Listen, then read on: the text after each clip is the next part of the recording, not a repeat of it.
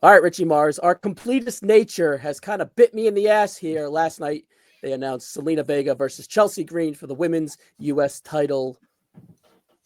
We had to do it this morning. We are back tonight for a post show, but we're completists here on the so I had to do it. Unfortunately, it's not going to be a part of the audio feed because that's been out for a while, but I think this is an okay addition. It's just kind of funky on how they have released it, but in the grand scheme of things, that only really matters for me.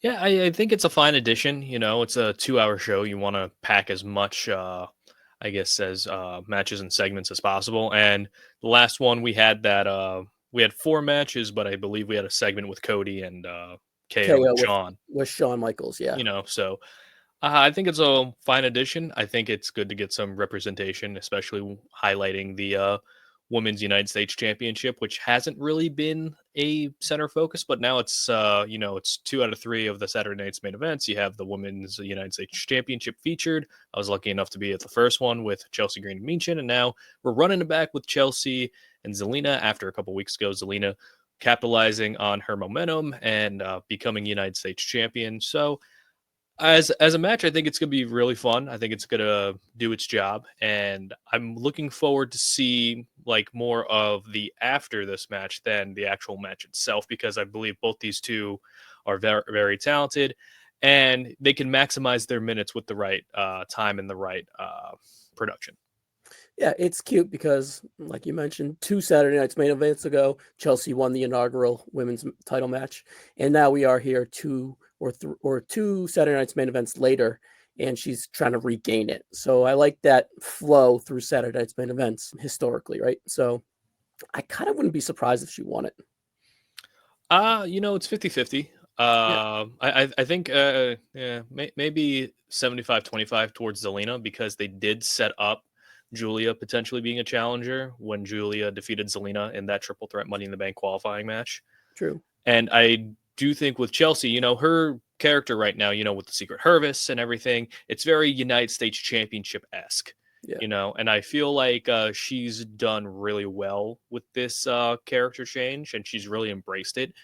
And it's one of those things where it's like it could very easily backfire if you're going to be in the theme of the United States Championship. Because we've seen a lot of people, whenever they win the United States Championship, they would kind of like tweak their characters, Yeah. like sometimes, like you had Sheamus for a while when he was U.S. champion the first time. Then you had you had Kevin Owens as the face of America. That was brutal. That was probably his worst character within WWE. But Chelsea's really made it her own, and I really do think that, with the Secret Hervis and the whole faction that Chelsea Green has with the Green Regime, there's ways where you could kind of like take it out of the United States Championship scene, and you could still kind of make it into a different, different way, where it's like she can go after the WWE Women's Championship. And I feel like that would probably be a good, not necessarily filler feud for Tiffany Stratton or whoever's the World Women's Champion at the time. But I feel like with Chelsea Green, she's so good at maximizing her minutes that she doesn't need to be relegated to just the United States Championship scene. She could branch out. And on the flip side, you have Zelina Vega. And, she's kind of like starting behind the 8 ball ever since she went through the transfer portal on SmackDown, where it's like, all right. Beginning of the year, yeah. Yeah, it's like, all right, no LWO faction. You're a single star now. You got your win over Chelsea Green. You got multiple wins on Chelsea Green. However, now it's like you have to make that solo connection with the audience. She had that with the LWO, but now it's all about trying to make her a 3-dimensional character while being champion at the same time. And usually when you win that championship too quickly, a lot of people are like, all right, now what? What's the next step? What's the next evolution? Because as a babyface, the next evolution is always being champion. And now with Zelina Vega, it's more of what else is Zelina Vega besides being that scrappy underdog that we've been seeing on SmackDown. See, if it was Zelina at the end of the day, I just feel like she's a tag girl, and there's nothing wrong with that. Her stature kind of just kills it with me. It kind of puts a ceiling on her, pretty low ceiling if you get the joke. But I had to. But I feel like I felt when she beat Chelsea on the SmackDown after WrestleMania, she just screamed transitional champion. And now it's like, is she a transitional champion to kind of take a step back, to take 2 steps forward as Chelsea Green as United States champion. You hinted Julia being the next women's champion in line. I can see that as well too, and I feel like that's going. I'm probably going to go 51%. Zelina retains here, but I could see with two winning Saturday night's main event and Chelsea wanted to kind of win it twice on Saturday night's main event, making like it her show to build for a potential big women's match for her on Saturday night's main event against a champion like Tiffany or whoever, like you said. So maybe that could be momentum there, and perhaps Chelsea is the transitional champion for the transitional champion to get to Julia as well. So I don't know. I feel like this belt should be on Julia, and it would really help Julia establish herself where she kind of does need some ground to kind of run on the SmackDown landscape of women, kind of in a way too.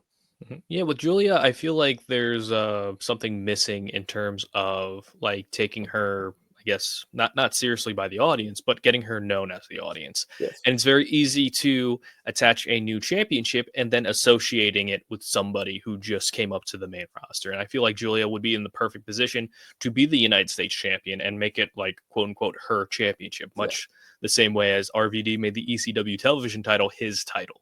No You doubt. know, how Seth Rollins says the World Heavyweight Championship was his championship. Mhm. You know, there's certain titles that you see the person holding it and you're like, oh, that's their title.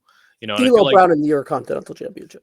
well, yeah, the first ever Intercontinental Champion, but when Kurt won it, he doesn't count.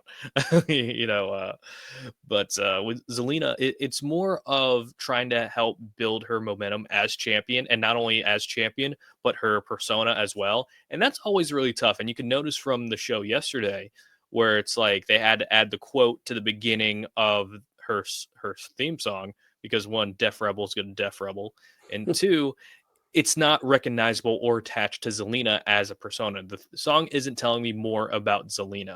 And I've seen a couple of Zelina's projects outside WWE, and she's very charismatic. And we're It getting doesn't translate, yeah. it's like we're not getting that from like the the Twitch streams and just like the social media streams, and we're not getting like even like a tenth of that onto television. And you saw even yesterday, like she has like cool like cosplay stuff, like Dantrons in the Fire, and that's really cool, but we're not like expanding on like who Zelina Vega is as a persona. And I feel like that does hurt her in some regards. And even though it's like you want to see her succeed, you're asking like not only just WWE, but just like in general, it's like, how are we going to go to that next step with Zelina? And I feel like when you have somebody win the championship and you don't develop them, they're just holding that title. It felt very much the same way when Bailey was holding it the other year. It just kind of felt like, all right, we're just giving you the title. We don't have any serious plans for you, but you're champion, and it's just like, that's kind of a hard position to be in because you want to get respected as a champion, but you're not getting the necessary television time to showcase that. With her, it's like, all right, what character is she going to animate and cosplay? At the end of the day, I just feel like she's kind of cosplaying a wrestler. Now she's cosplaying a champion. It just feels transitional to me. And I like Zelina. I just feel like she's perhaps like a manager or a tag girl. So I don't know. That's just me. Hopefully she breaks that stigma away. And but for me, honestly, it just comes down to in-ring action where I don't get that investment, and it's really her stature. I feel like with Zelina, like her, like I don't mind her stature. I think she's a fine wrestler. Like I think she is very good at working with other people around her. Like Well, it's just Lyra and Roxanne have the similar stature, and they just wrestle big. I don't feel like Zelina does. well, I mean, it's just it comes down to like the opportunities that are given. I Yeah, think no this is doubt. it's Zelina's first like real chance to be a solo performer on WWE's main roster and WWE in general. Because with the call up, it was Andrade, and then she was kind of like having that faction around. Then she was the Queen's Crown winner, but immediately after that, she's like presented like right back into a tag team with Carmella. And that was, short lived. But again, Zelina's very good at working with other people. Yeah. And you're going to have those performers who work well and elevate not only themselves, but the partner at the same time. And we've seen tag teams like that, where it's like we've seen somebody, like you mentioned, like great tag wrestlers or great in a duo or a trio. But when they're on their own, you're wondering where that chemistry and that connection is with the audience that they had prior, with the person that they were interacting with.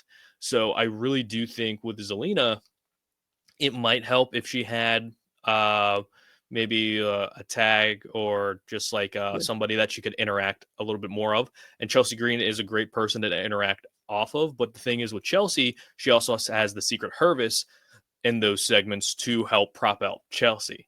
With Zelina, it's not really about like propping her up. It's more about establishing her as a babyface champion, and establishing a babyface champion when you're still kind of a new babyface going on your own, breaking away from an LWO faction that is popular, but we don't know anything about Zelina, the character. Like Zelina had a fantastic performance a couple of years ago at Backlash against Rhea Ripley in Puerto Rico.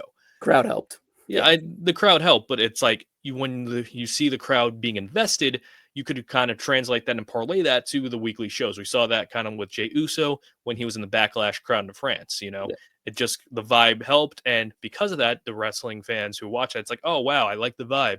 I want to connect with Jey Uso, and that's I think a big part of why Jey Uso is in the position he's in. With Zelina, because she is, you know, with the women's division at that time, it was kind of like Challenger of the Month status. You know what I mean? And Just as a establish the belt for Rhea and whatnot. Yeah. yeah, so as a result, she kind of just became kind of fodder to Rhea, and then she was like in LWO, and she was managing LWO again, fine position to be in. But I'm not knowing anything about Selena, the person or the character that WWE is trying to portray. Then you draft her over the SmackDown, and then we're trying to establish her as her own singles star. So it's one of those things where it's like you got to do a lot of work in order to portray her as this champion that you want to connect with. And I feel like WWE kind of frequently puts themselves in this position, because I remember there was a time where it's like the Shield was getting hot, Cesaro was US champion, Kofi won it, and then it was announced Kofi versus Ambrose at like Extreme Rules or something, or Payback, one of the two. And then Kofi immediately drops it to Ambrose. You saw Kofi as a transitional champion. I'm just hoping, because this is Zelina's first singles like title, that she gets a little bit more of a just due, rather than just being the person to drop it to the person that they're like building to. So coming full circle here and listening to you and kind of talking it out, I feel like Zelina's presentation and charisma is more complimentary in a strong way than alone, right? It glows, but it's not as glowing when she's alone and it's like all on her. So I mean, if you fair like, or not, hopefully she grows into that solo persona, right? yeah, you know, and sometimes it takes time, you know, and I think Zelina's a tremendous performer in her own, and I feel. And like you saw, like in like she was in that Fighting for My Family movie as AJ Lee, and like she did fantastic AJ Lee impression, and she had like the great like facial and physical charisma during that entire role that she was in, albeit short. But you know, you want her to kind of like have multi-dimensional personalities instead of being, well, I'm the babyface champion, I got to fill out this role. There's only a select few that can fill out that like standard babyface champion role. It's easy for Zelina because, you know, she has, you know, the height factor where it's like that's an easy way to garner sympathy. But as champion, I don't think you should be totally sympathetic for the champion. They are a champion for a reason. You put the championship on them, portray them as such. Even if they're a smaller champion, they're still champion. You gotta show like at least like some respect in that regard. All right, give me Chelsea. I'm just gonna go with my heart. I think it's closer than it should be for Zelina's faith, but I just feel that Chelsea not being in the Money in the Bank here, maybe they're gonna try to take a step back, to take two forward, to kind of elevate her within this belt before they get it to Julia.